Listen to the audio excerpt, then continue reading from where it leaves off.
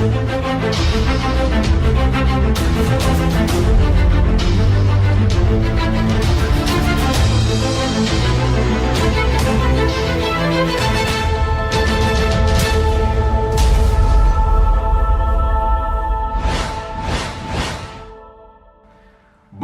amis en Christ, amis téléspectateurs et chers amis internautes, soyez une fois de plus les bienvenus sur la MJCA TV. Nous rendons grâce au Seigneur, le Père de gloire, le Créateur de toutes choses, celui pour qui, en qui et par qui nous vivons, car nous pensons et nous croyons fermement que c'est par sa grâce que nous travaillons pour son œuvre, pour l'avancement de son royaume. En tout cas, merci également à tous ceux qui prennent le temps de nous contacter pour nous encourager. Et nous sommes reconnaissants pour l'engouement que vous montrez à cette chaîne de télévision. Donc une fois de plus, soyez encore les bienvenus sur la MJCA TV.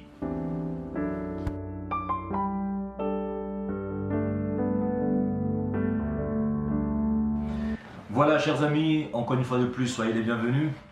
Nous tenons d'abord à remercier le Seigneur qui, dans sa grâce et dans sa fidélité, nous permet de pouvoir voir ce mois de mars, car c'est une grâce, c'est un privilège. Vous voyez, chers amis, plusieurs parmi nous n'ont pas eu cette opportunité. Certains n'ont pas pu traverser le février 2018.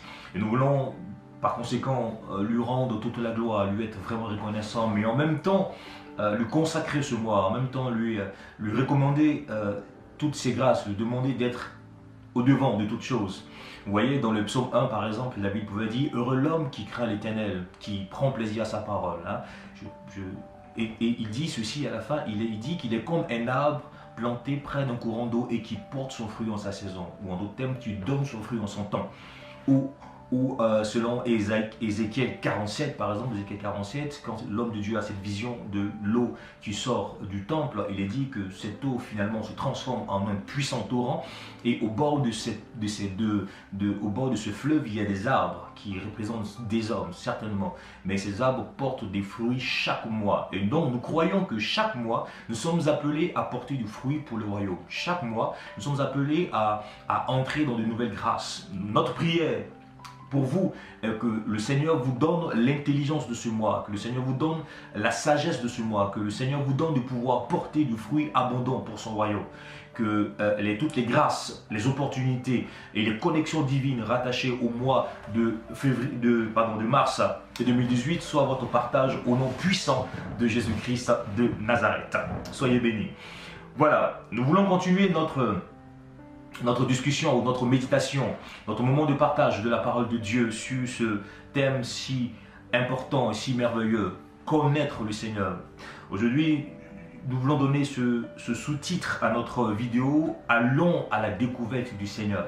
Parce que voyez-vous, plusieurs aujourd'hui se réclament d'être des chrétiens ou d'être des disciples du Seigneur Jésus-Christ, mais qui finalement, lorsqu'on les côtoie ou lorsqu'on les écoute, nous comprenons qu'il manque quelque chose de fondamental, la connaissance du Seigneur. Souvenez-vous que le Seigneur lui-même a dit dans Jean chapitre 17 que la vie éternelle, celle qu'il est venu donner sur la terre, c'est que nous puissions connaître le vrai et seul Dieu, l'unique Dieu, Adonai, Elohim, Yahweh, le Père de gloire, le Père du Christ, et en même temps connaître Christ, c'est-à-dire connaître son Fils, ou connaître son messager, Jésus, celui qu'il a envoyé. Vous savez très bien que la Bible dit que le manque de connaissance n'est bon pour personne. Dans le livre de Osée, il est écrit également que le peuple de l'Éternel est détruit parce qu'il lui manque la connaissance, parce qu'il lui manque l'essentiel, connaître celui qui est la représentation parfaite du Créateur, c'est-à-dire le Christ. Alors, qui mieux que lui-même, qui mieux que le Seigneur Jésus-Christ pour se définir ou pour s'identifier à nous? Je pense que la personne la mieux indiquée ici, sur cette terre, ou en tout cas dans le corps de Christ, la personne la mieux indiquée pour nous montrer le Seigneur, eh bien c'est lui-même par son esprit. Souvenez-vous qu'il a dit que lorsque l'Esprit de Dieu, lorsque l'Esprit de vérité sera venu, eh bien cet Esprit vous conduira dans toute la vérité. Et la vérité c'est le Christ, car il a dit, souvenez-vous, je suis le chemin, la vérité et la vie éternelle. Pour ce faire, je vous propose qu'on étudie ensemble l'évangile de Jean. Nous allons prendre quelques déclarations que le Seigneur lui-même a faites dans cet évangile. il a parlé de lui-même. Et ces informations qu'il nous donne peuvent nous permettre de pouvoir mieux le comprendre, mieux le cerner, et afin de mieux le servir. Car voyez-vous, il a dit à Nicodème, tu vois, vous parlez des choses que vous ne connaissez pas, vous parlez des choses que vous ne maîtrisez pas. Mais il dit, nous savons de quoi est-ce que nous parlons. Nous savons qui nous servons. Il a même dit à la femme, dans Jean chapitre 4, à la femme cananéenne, il leur a dit, à la femme de Samarie, pardon, il a dit à cette femme que vous servez un Dieu que vous ne connaissez pas. Et force est de constater, malheureusement, que plusieurs parmi nous servons un Dieu que nous ne connaissons pas. Parlons d'un Dieu que nous n'avons pas connu. Parlons d'un Dieu que nous n'avons pas encore expérimenté. Parlons d'un Dieu dont la nature ne se reflète pas en nous. Que dit le Seigneur lui-même dans le livre de Jean? Dans Jean chapitre 8, à partir du verset 12, Jésus fait cette déclaration. Il dit, « Je suis la lumière du monde. » Je suis la lumière du monde. Souvenez-vous que dans le prologue de l'évangile de Jean, cette même évangile, au chapitre 1er, on dit, au commencement était la parole était avec Dieu, toutes choses ont été faites par elle, et rien de ce qui a été fait sans elle. En elle était la vie, et la vie était la lumière de tous les hommes, de tous les êtres humains. Qu'est-ce que Christ est en train de dire ici? Que le monde dans lequel nous vivons, cette société, alors cette planète Terre dans laquelle nous sommes, il y a un seul indicateur, il y a un seul panneau d'orientation, il y a une seule référence, il y a une seule connaissance, une seule sagesse, il y a un seul élément qui régit toute la nature, ou alors qui doit régir toute la nature et toute la vie de l'homme sur la terre. Quand Jésus dit que je suis la lumière du monde, bien-aimés, comprenez la force, la puissance et la pertinence de cette déclaration. Il est en train de dire à la société dans laquelle il était, et il dit en même temps à notre société, à nous, ces sociétés contemporaines actuelles, qu'en dehors de moi, il n'y a pas une autre connaissance. Je suis la lumière du monde. La lumière éclaire, la lumière montre la voie, la lumière ôte le voile sur ce qui était caché, la lumière montre la direction.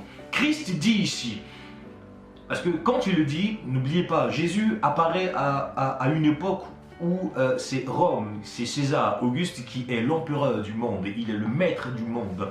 Et sa mission, sa vocation était d'annexer toute la terre par sa culture, par sa connaissance, par ses sciences, par sa religion, par sa nature, par sa civilisation en fait. Et Jésus est en train de dire ici, écoutez, il est vrai que vous vivez dans une société, il est vrai que vous avez des codes, il est vrai que vous avez des connaissances, des capacités, mais vous devez savoir que celui qui éclaire le monde, celui qui montre la voie, celui qui est la réelle connaissance de ce monde, celui qui comprend, qui connaît cette société, eh bien c'est moi. Pourquoi? Parce que c'est en lui, pour lui et par lui que toutes choses ont été créées. Rien de ce qui a été fait n'a été fait sans le Christ. Quand vous prenez par exemple le livre de Colossiens, chapitre 1, je crois à partir du verset 12, quand on parle du Fils, on dit ce Fils est l'image du Dieu invisible. Toutes choses ont été créées en lui, les choses visibles et les choses invisibles, les trônes, les dignités, les institutions que vous voyez, tout ce que vous pouvez avoir comme source de connaissance, source de capacité. Eh bien, Christ est en train de dire ici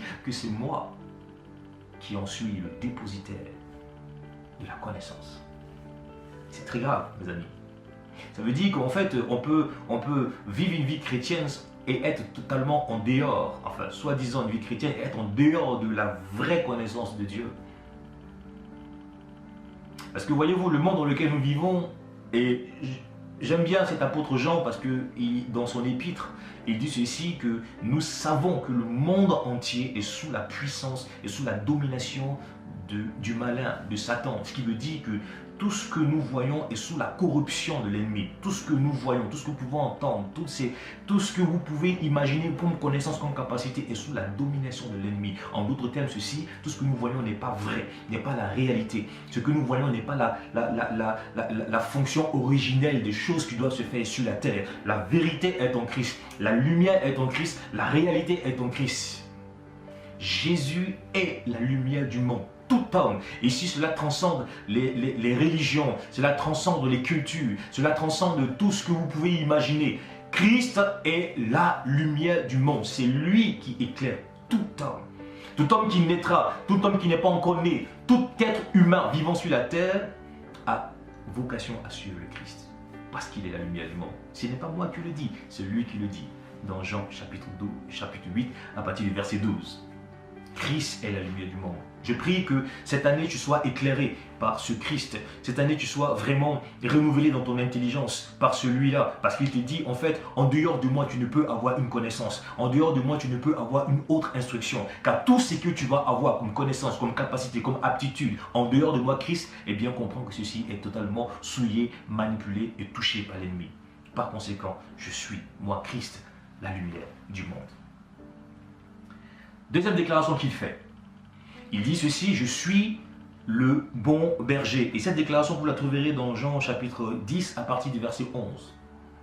Étudions un peu le contexte. Il dit que tous ceux qui sont venus avant moi, tout leader, tout prétendant à une quelconque religion, en tout cas toute personne qui prétend à être dépositaire d'une certaine connaissance pour l'élévation de l'homme, vers Dieu en tout cas. Il dit tous ceux-ci sont des voleurs, des brigands, des menteurs.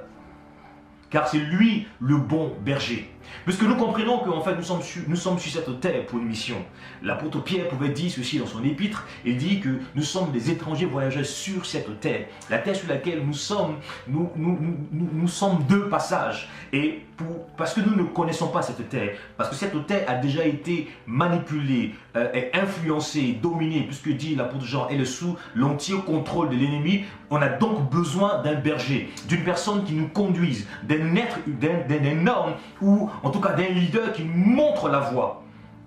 Et cette voie, c'est le Christ. Quand vous lisez ce contexte, il dit que lui, Christ, est la porte. Il est la porte par laquelle nous allons au Père. Il est la porte par laquelle nous avons accès aux choses spirituelles. Il est la porte par laquelle nous avons accès à ce Créateur, à ce Dieu, à ce Yahvé, à ce Adonai. Il est donc celui qui est la personne la mieux indiquée pour nous montrer la voie. Mes amis, cherchez à connaître réellement le Christ, car c'est lui le vrai berger. Nous autres prédicateurs, nous autres hommes de Dieu, nous autres pasteurs, prophètes, pasteurs, évangéliques, docteurs, tout ce que vous voulez, nous sommes en fait les collaborateurs de ce grand berger. C'est lui qui nous montre la voie afin que nous puissions vous orienter vers lui.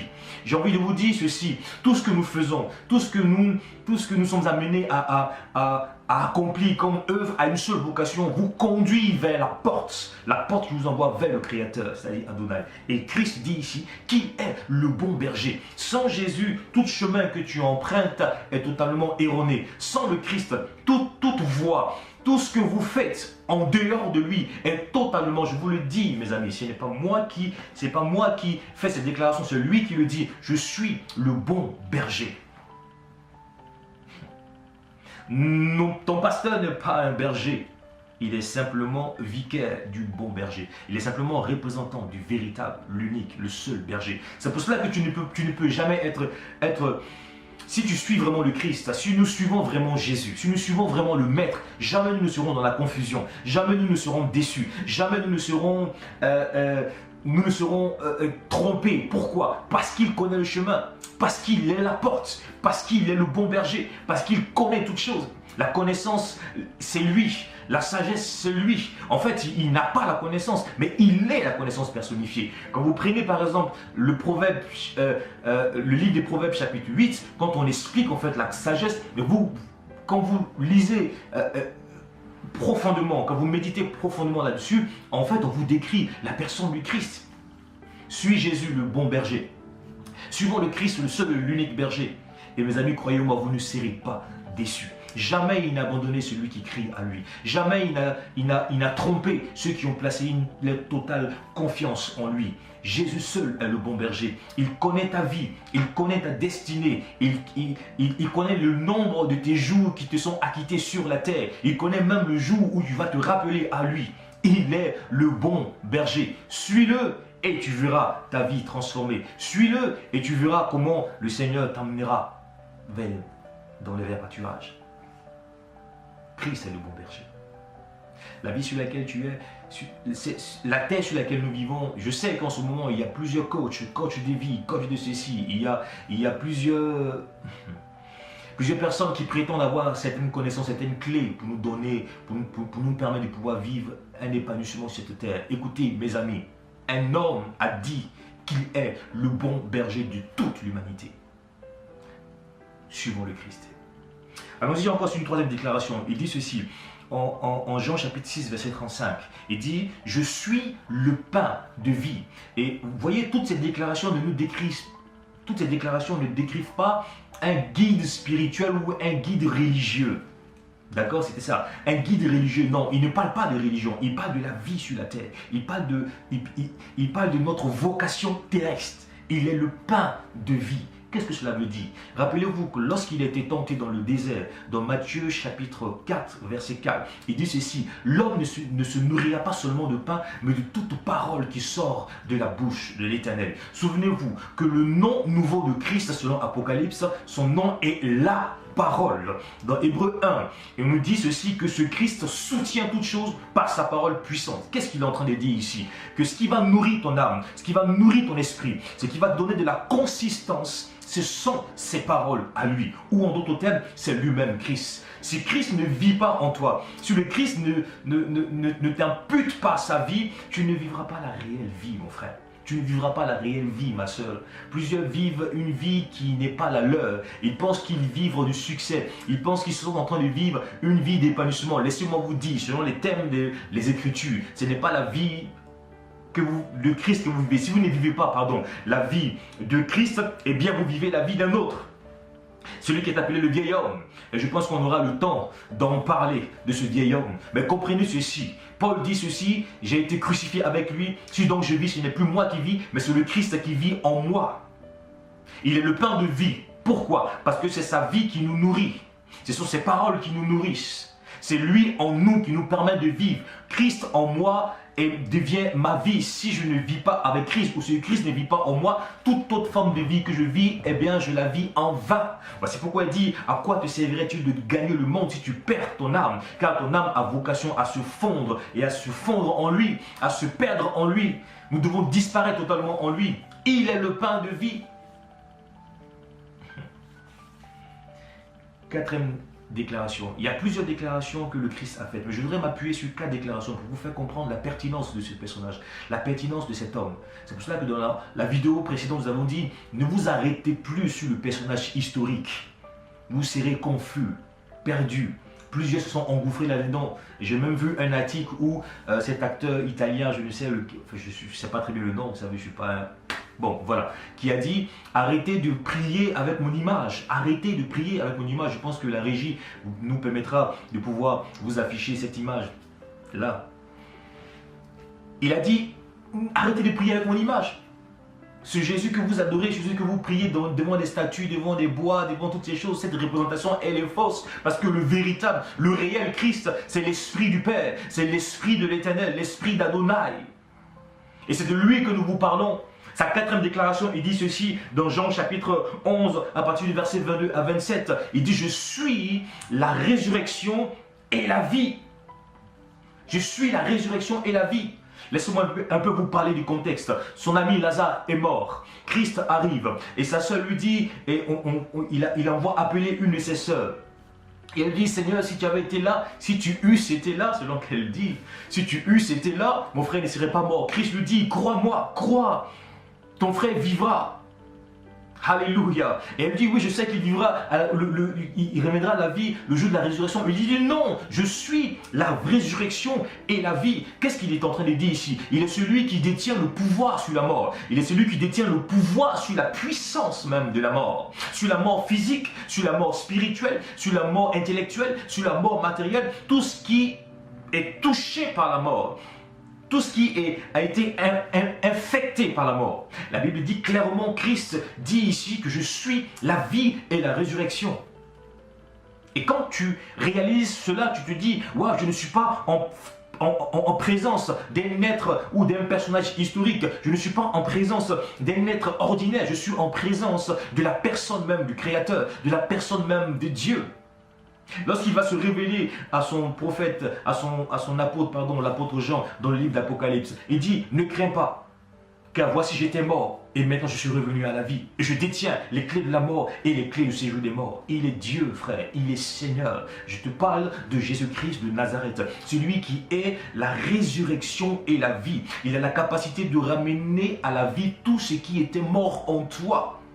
Tout ce qui était mort en toi, Christ en a le pouvoir. Aucun être humain, aucun pasteur, aucun prophète, personne n'a cette capacité. Car il dit lui-même, Dieu, le Père m'a donné le pouvoir de donner la vie à qui je veux.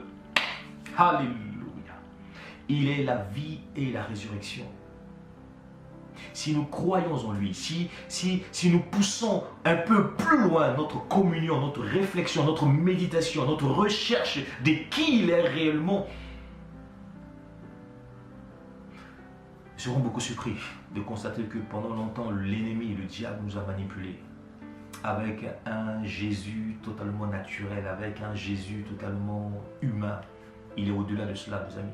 C'est pour cela qu'on avait dit, allons au-delà de toute considération historique de cet homme. Non, il est Seigneur, il est en dehors du temps, il transcende le temps, il est le maître des temps et des circonstances, il est en dehors de ce qui nous régit, nous en tant qu'êtres humains, il est Dieu, frère.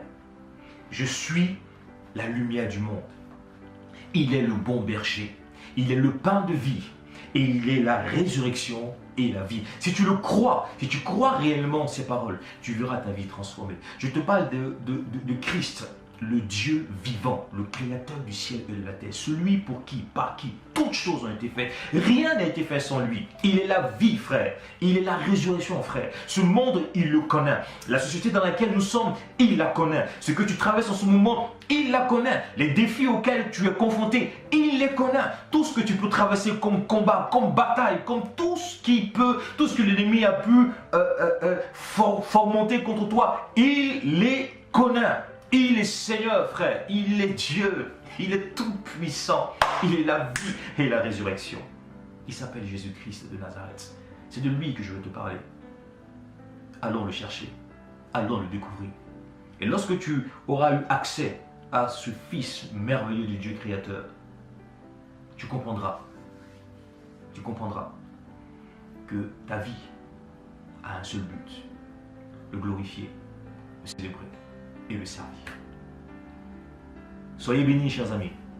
C'est le message que nous tenions à vous faire passer pour ce mois de mars. Demeurez attachés, n'oubliez pas ces paroles. C'est lui qui l'a dit. Il est la lumière de ce monde. Il est le bon berger. Il est le pain de vie. Il est la vie et la résurrection. Nous voulons prier ensemble. Notre Père, notre Dieu, nous te rendons toute la gloire et toute la louange. Avec mes faibles mots, j'ai voulu exprimer qui tu es réellement. Seigneur, nous croyons, nous espérons que tu prendras la faiblesse de ces mots et de ces paroles pour toucher quelqu'un, pour bénir quelqu'un. Seigneur, nous sommes à la fin des temps. Il est dit que plusieurs se feront une foule de docteurs. Et certainement, nous sommes infestés et envahis de faux prophètes et de faux docteurs. Mais dans ces ténèbres, que ta lumière vienne et qu'elle éclaire ton peuple. Jésus a dit qu'il est le bon berger et il a dit cette parole le disant ainsi, « Mes brebis entendent ma voix et elles me suivent. » Je te prie, Seigneur Dieu, au travers de ces faibles mots qui ont été exprimés, tous ceux qui regarderont cette vidéo, tous ceux qui écouteront cet élément, je te prie de les toucher, Seigneur Dieu, que tes brebis, celles qui t'appartiennent, les brebis égarées de ta maison, entendent ta voix et qu'elles te suivent au nom de Jésus, qu'elles te suivent, Seigneur Dieu, au nom puissant de Jésus-Christ. Bénis ton peuple, bénis cette génération. Tu as dit de nous sauver de cette génération perverse qui court à sa perte. Sauve ton peuple, libère tes enfants, Seigneur Dieu, ceux qui sont prédestinés au salut. Je prie qu'ils rencontrent le véritable, le seul, l'unique, le Dieu absolu, le vrai, le Christ, ton Fils que tu as envoyé. Sois béni Elohim parce que tu le fais maintenant, au nom puissant de Jésus-Christ. Amen.